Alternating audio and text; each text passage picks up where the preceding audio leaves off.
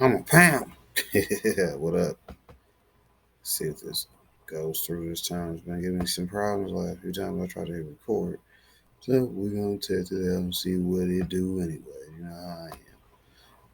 You wanna fight, I'll wrestle, I'll fight, knock you out, whatever, stand up game. I'm on top of it. I'm on top of it. Shut up, butter.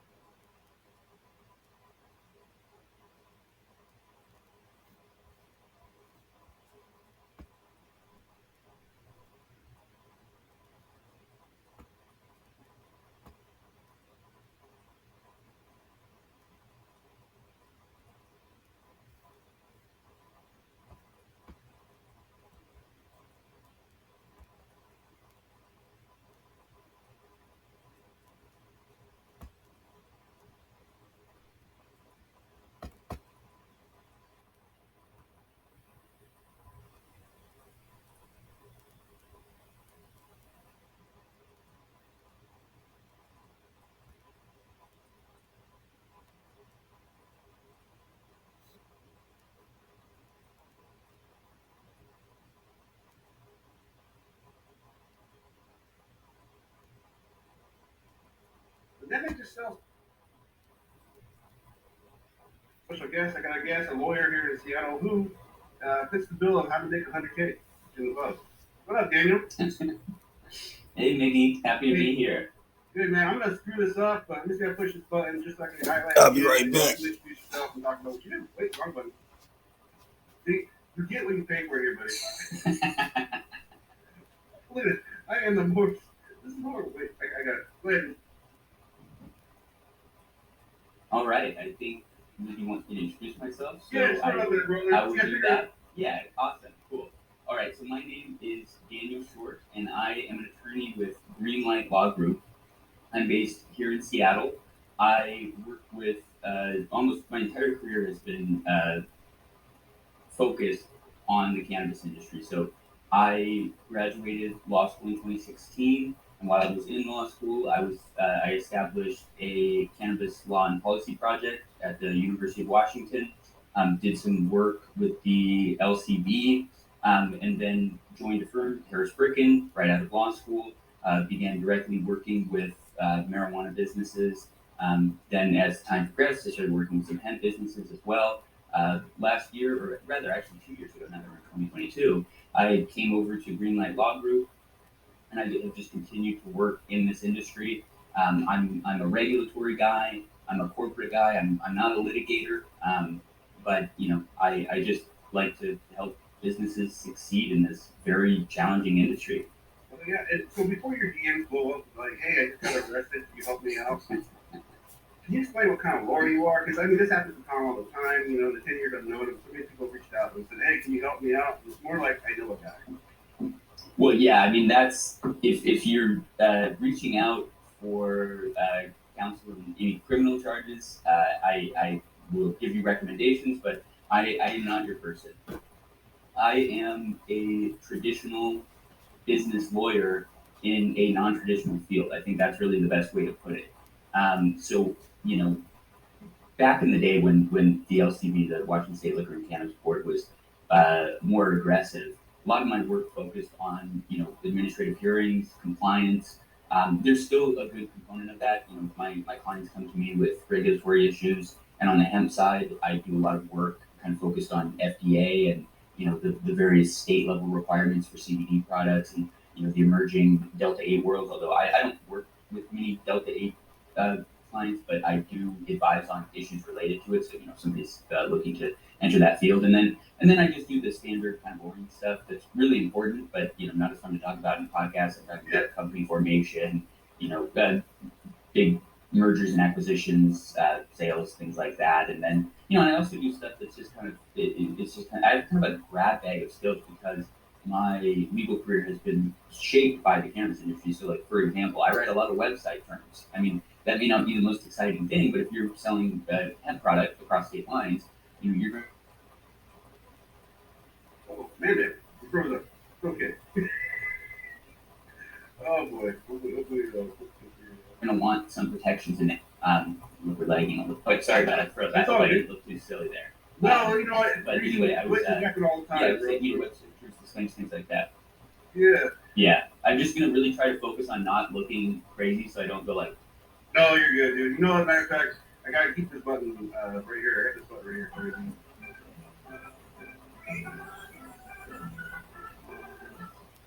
Look, man, if shit didn't happen, we wouldn't have that bumper. All right. So, Awesome. so back to the like. So your career so far has just been weed. Like you came out of law school. Like that was never an option for a lot of people back in the day. I mean, you've never done anything else but weed business, right? Well, yeah, and I mean, you said it perfectly, because if you go back to the kind of timeline, right? So 502 passes in 2012, along with um, the end of the kind of state monopoly on liquor, which, by the way, I graduated in from college, Gonzaga University, in 2012. And I think if weed had been legalized and liquor was sold in grocery stores before then, I may have needed an extra few years because I think I would have been pretty distracted. So it kind of works out. But then, yeah, and I was supportive of it, obviously, but I didn't really, it wasn't like an important part of my life. I mean, yes, I definitely consumed in college and I consumed quite a bit, but I didn't really look at it as a career opportunity because it just, there was nothing like that. So really, it's funny, what drove me to cannabis law was really what I viewed as like big failures on my part in law school. So law school is, for anyone who's been there, gotten their JD, it's very intense and it's very challenging. And the way that the classes are graded, you can really only, you have to compete with each other. So there's a very, the top 10% of students, they get a lot of these high-end jobs, clerkships, big white shoe law firms. And the way that, and I don't, I'm a very, very happy to have gone to UW Law, and I'm a proud alumni.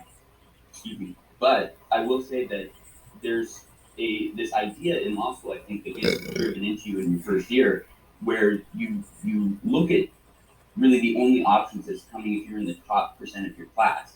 And there are some other sort of bona fides that you can get, like, for example, being on Law Review, which is a prestigious legal journal that each law school has, and they can be cited in court cases, and it's just a huge resume builder. So at the end of my 1L year, which is the first year of 1L, 2L, 3L, my grades were very middle of the pack, and I did not make it on law review, even though I tried. And so I was like, in this, law school's not great for your mental health. At least it wasn't for me, especially in the beginning. So I was down actually in Oregon. I was doing an internship with the Oregon Supreme Court, which was a fantastic opportunity. I got that because my first set of grades were really good. My last two weren't so great. But anyway, so I was down in Oregon, and this was in 2014, and that was when Measure 91 was at issue. So I was just kind of feeling down about myself. I was doing this job that I thought was great, but I also kind of thought like, okay, this is I need to. I'm not going to be able to maintain this success because I probably won't get an opportunity like this next year. So I need to use this as kind of a jumping off point. And through that, in that kind of like desperation with also seeing this legalization, I kind of came up with this idea that everyone in this industry is going to need a lawyer. I'm not going to be competing with lawyers who have been practicing longer than me because the industry is 2 years. The recreational industry is 2 years old at this point, and I don't even remember if cannabis was being sold at that time. I think there were some stores open in Washington, but so then I just thought like, man, what else am I going to do? I wanted to work with businesses. My dad's a small business owner, and so it just kind of all came together. And then as I learned more about the industry, and kind of just the war on drugs and all the because I thought it was bullshit that cannabis was illegal, but I didn't really understand to the reason why. And I mean, there's no other way to put it. Like cannabis is prohibited because of racism. Like if you go back and you look at the 1934 Marijuana Tax Act, and then you look at sort of the testimony that or the lack of testimony that went into the Controlled Substance Act. I just realized that I want to be on the drug side of the war on drugs. This is really unfair. This is this you can see all the systemic issues, the systemic racism. So then that's why I continue to love working in this industry because it is both something that has been really profitable, and I've had I've had amazing opportunities in my career, and I am humble enough to know that it's only because there weren't that many lawyers at the beginning, and now I have. All right. And let's see, for the other part of this, we were going to go to.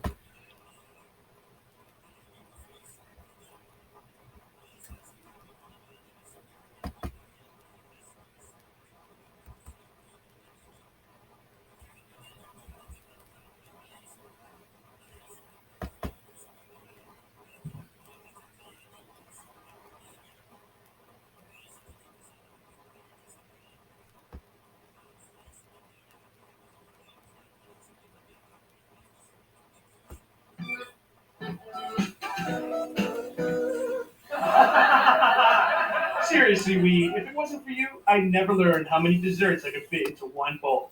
The answer is 5 in a burrito. Hey, meth's also here. You know what the cool thing about meth is? That you can make it anywhere, except in a nice neighborhood with good schools. Let's not be too hard on meth. He's the only drug who's aged 5 years since we cut away from him. Oh, Jesus, even I couldn't make that look good. Well, guys, it's been a blast, and I look forward to seeing you all again at Andy Dick's Christmas party. Weed, you pathetic excuse for a drug. Seriously, your users have less balls than steroids. Let's see who else we got. Oh, Adderall, is that you? Adderall, buddy, I haven't seen you since college. Everybody, Adderall, the only drug that makes you stay up all night so you can't have fun. Yeah, and don't be how the hell did you hear about this?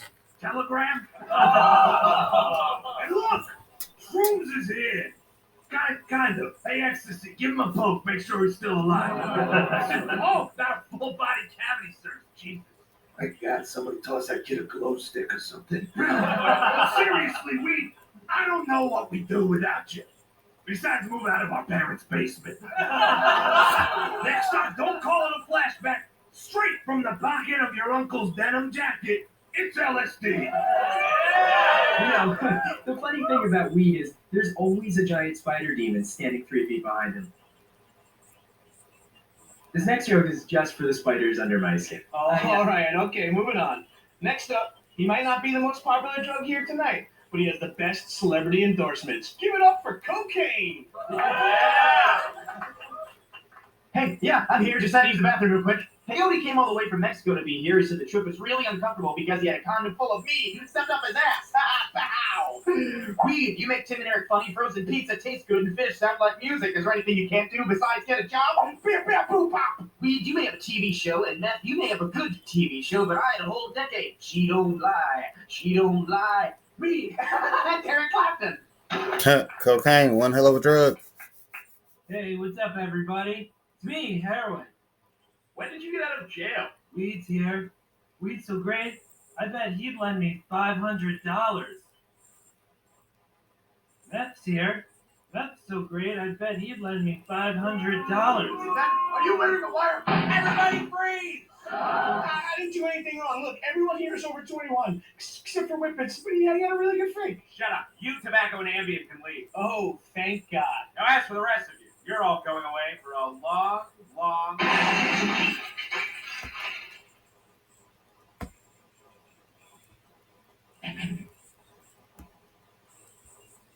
Make sure y'all like, subscribe, and leave a comment so I know y'all were supporting me. So if you are a content creator, I can get